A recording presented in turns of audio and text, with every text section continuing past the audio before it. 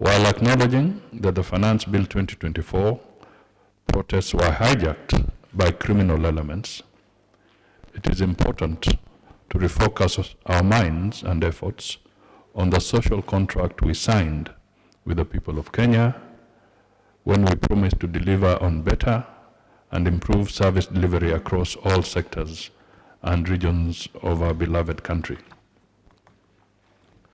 This joint NDIC comes at a defining moment in the history of our country. For the first time, our young people, or the so-called millennials and Gen Zs, have exercised their constitutional right to canvass our parliament to reject the Finance Bill 2024, demanding better governance and service delivery to the people. They have called us out with a particularly strong message to the government that they are not feeling us. In some instances, we gave them the ammunition to fight back by showing off our opulence, maybe corruption, and wasteful use of public resources. Essentially, they are pointing out how insensitive we are to the impact of our decisions on the well-being of our people in the face of difficulties arising from domestic and external shocks. They want to see a more inclusive government that is sensitive to the emerging issues affecting them and majority of Kenyans, including the high cost of living and lack of employment opportunities. In response to this unprecedented uprising, His Excellency the President, Dr. William Ruto, has led from the front by conceding our failures as leaders. He declined to consent to the Finance Bill 2024 and returned it to the National Assembly for amendment. The import of this is that the budget of 2024-25 has a gap of 346 billion that will make it difficult for the government to realize its commitments for the bottom-up economic transformation agenda programs. This is a major challenge that also presents an opportunity for us to look at ourselves in the mirror to evaluate whether we have lived up to the expectations of our citizens.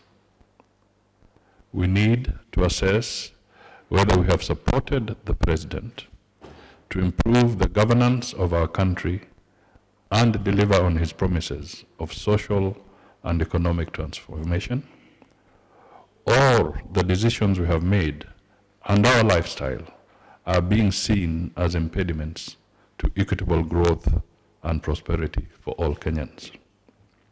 We must work together to build better relations between Parliament, constitutional commissions, county governments, and above all, with the people of Kenya.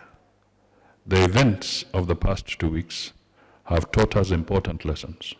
We must listen more, communicate better, and support His Excellency the President to deliver on his promises to the people.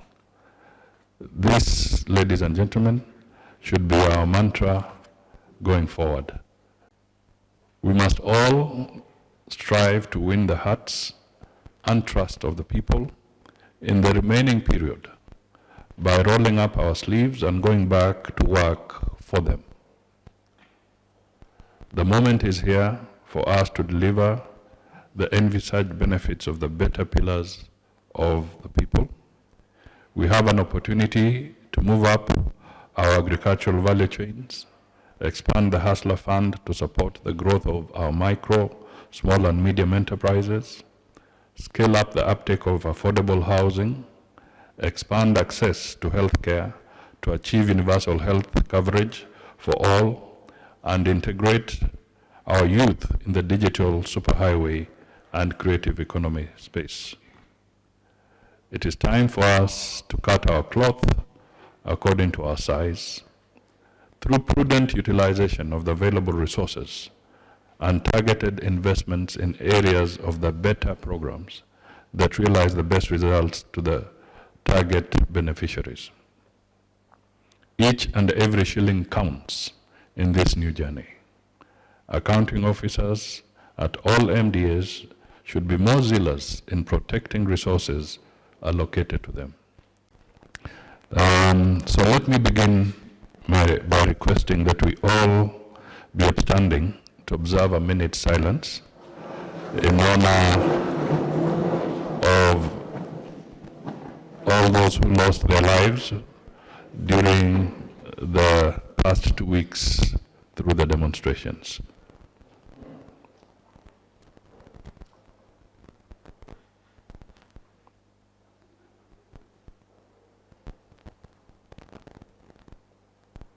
Thank you. Can be seated.